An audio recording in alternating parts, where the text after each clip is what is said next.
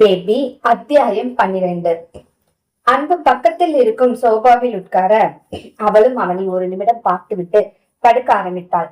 அன்பு அவளை மட்டும் பார்த்து கொண்டு உட்கார்ந்திருந்தான். அவளும் கண்ணை மூடுவாள், மறுபடியும் திறந்து பார்ப்பாள், மறுபடியும் மூடுவாள், மறுபடியும் திறந்து பார்ப்பாள். கண் திறந்து பார்க்கும் போதெல்லாம் அவன் அங்கு உட்கார்ந்து இருப்பது தெரிந்தது. அவள் மனம் யாரோ ஒருவர் தன்னை பார்த்து கொண்டு இருக்கிறார்கள் என்று நினைக்க கண்கள் தானாக சொல்க ஆரம்பித்தது. அப்படியே தூங்க போய்விட்டாள்.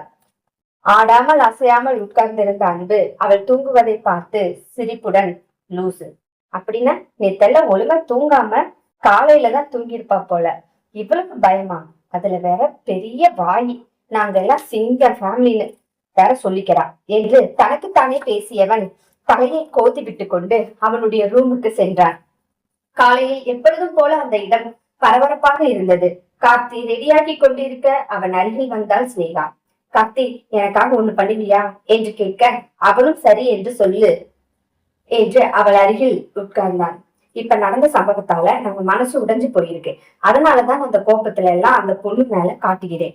எனக்கு கொஞ்ச நாள் நம்ம 2 பேரும் எங்காவது போயிட்டு வந்தா நல்லா இருக்கும்னு தோணுது. எனக்கு ரொம்ப நாள் தேவையில்லை, வெறும் 4 நாள், இல்லைன்னா 1 நாள். பிளீஸ், எங்காவது போயிட்டு வருவோம். நானும் நீயும் மட்டும் போயிட்டு வருவோம். பிளீஸ், என்னை புரிஞ்சுக்கோ என்று அவள் கெஞ்சும் குரலில் கேட்க அவளுக்கு மறுக்க தோணவில்லை. அவள் கையை தூக்கி தன் கையில் வைத்து அழுத்தி பிடித்து கொண்டு, சரி, அப்படி போகணும்னா போய் வருவோம். உனக்கு ஏதாவது டிஃப்ரெண்டா இருக்கும்னா ஓகே, போகலாம். நீ உன்னோட ஆபீஸ்ல லீவு போட்டு விடு.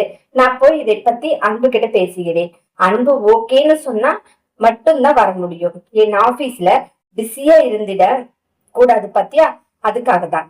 அப்படியே பிரியா கிட்டையும் சொல்றேன், ஓகேவா? பிரியாவுக்கும் தெரியணும்ல.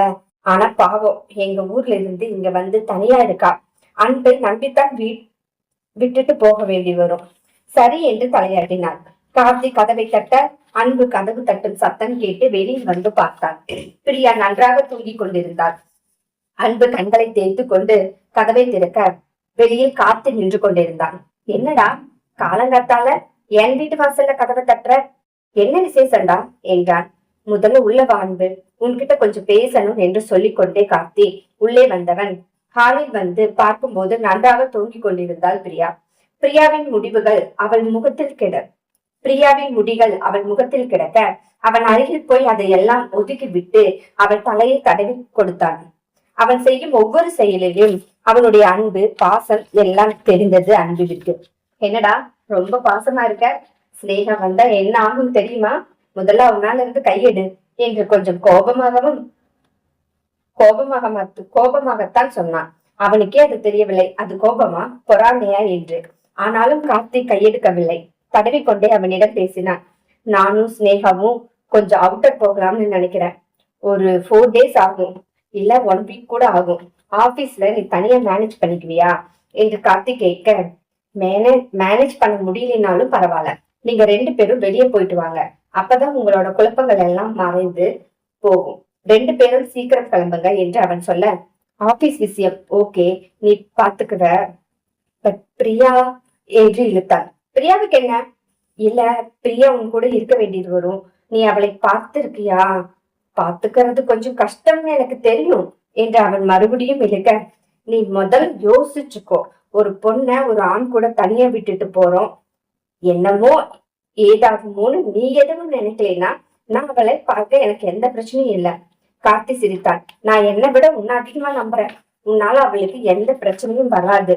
இல்லடா மச்சான், சப்போஸ் என் கூட தங்க வச்சு அதை யாராவது பார்த்து அவ கல்யாணம் டைம்ல அவளுக்கு இந்த பிரச்சனை வந்து விட கூடாது. அது மட்டும்தான் என்னோட சிந்தனை. மத்தபடி உனக்கு ஹெல்ப் பண்றதுல எந்த பிரச்சனையும் இல்லை. ஒன்னே ஒண்ணு மட்டும் சொல்லிட்டு போ, இந்த வீட்டை விட்டு வெளியே போக கூடாதுன்னு சொல்லிட்டு போ. நான் சொல்றத கேட்கணும்னு சொல்லு. நான் சொல்றது எதுவுமே கேட்க மாட்டேங்கிறாடா என்று அன்பு குற்றப்பத்திரிகை வாசிக்க, டேய், அந்த ரூம்ல போய் படுன்னு நான் அவகிட்ட சொல்றேன், அவ போய் படுக்க மாட்டேங்கிறா. கேட்டா சிங்க ஃபேமிலி என்கிறா. அதற்கு சிரித்தான் கார்த்தி. அவன் தம்பி ரூம்ல தனியா படுத்துக்க மாட்டாடா, கூட யாராவது இருக்கணும், அப்பதான் படுத்து தூங்குவா. ஹாலில் கூட யாராவது இருக்க வேண்டும், அப்பதான் படுத்து தூங்குவா. ஆமா ஆமா, பார்த்தேன். மழை ரொம்ப பிடிக்கும், ஆனா இருட்டு பிடிக்காது அவளுக்கு. மழை டைம்ல வர்ற ரெயின் சவுண்ட்ஸ் நல்லா பிடிக்கும். ஆனா இடி மின்னல் பிடிக்காது. இப்படி நிறைய விஷயம் இருக்கு, போக போக சொல்லி கொடுக்கிறேன் என்று கார்த்தி சொல்ல, டேய் எப்பா, எனக்கு சொல்லி கொடுக்காதடா. அவளை கட்டிக்கு போறான் பத்தியா, அவனுக்கு சொல்லி கொடு. அதுவும் சரிதான்டா. உனக்கு தெரிஞ்சு என்ன ஆக போகுது அன்பு? சரித்தபடி சொல்ல, சரி வெளியே போக போறியா? அதை இந்த பொண்ணு கிட்ட சொல்லிட்டியா? அவ என்ன நினைக்கிறான்னு தெரியலையே. அன்பு, அவ இப்ப தூங்கிட்டு இருக்கா.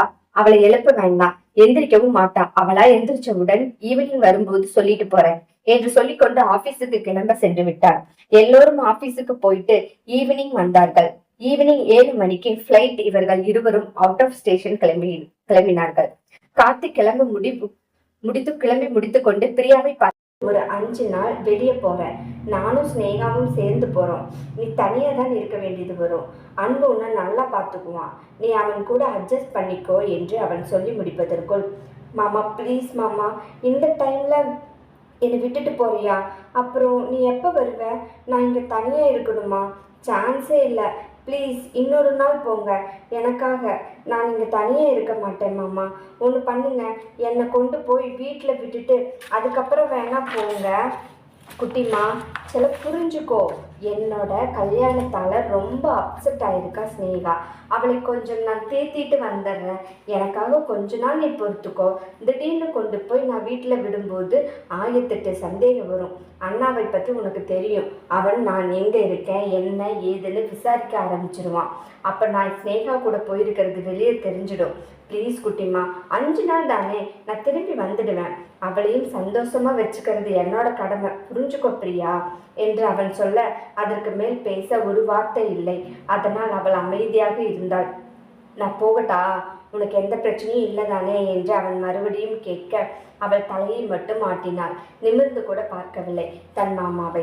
ஸ்னேகாவிற்கு பொறுமை இல்லாமல் அந்த இடத்தில் வந்து நின்றவள், கார்த்தி ஃப்ளைட்டுக்கு டைம் ஆயிடுச்சு, நம்ம போலாமா என்று கேட்க, பிரியாவும் எழுந்து நின்றாள். மாமா, வீட்டுக்குள்ளேயே அடைஞ்சு கிடக்க ஒரு மாதிரி இருக்கு, நானும் வந்து உன்னை வண்டி ஏற்றி விட்டுட்டு அதுக்கப்புறம் திரும்பி வரேன் மாமா என்று சொல்ல, கார்த்தியின் கண்களில் நீர் நிரம்பியது. தன் வாழ்க்கைக்காக அவளை அடிமைப்படுத்துகிறோமோ, அவள் சுதந்திரத்தை பறிக்கிறோமோ என்ற குற்ற உணர்வு மேலோங்கியது. தன் கண்ணீரை அடக்கி கொண்டு, குட்டிமா இல்லை, நீ வெளியே வரக்கூடாது. சப்போஸ் உன்னையும் அன்பையும் யாராவது சேர்த்து ஃபோட்டோ எடுத்துட்டாங்கன்னா அது உன்னோட லைஃப்பில் பெரிய பிரச்சனையை உண்டாக்கும். நம்ம ஊர் பசங்க தான், உனக்கு நல்லா தெரியும்ல.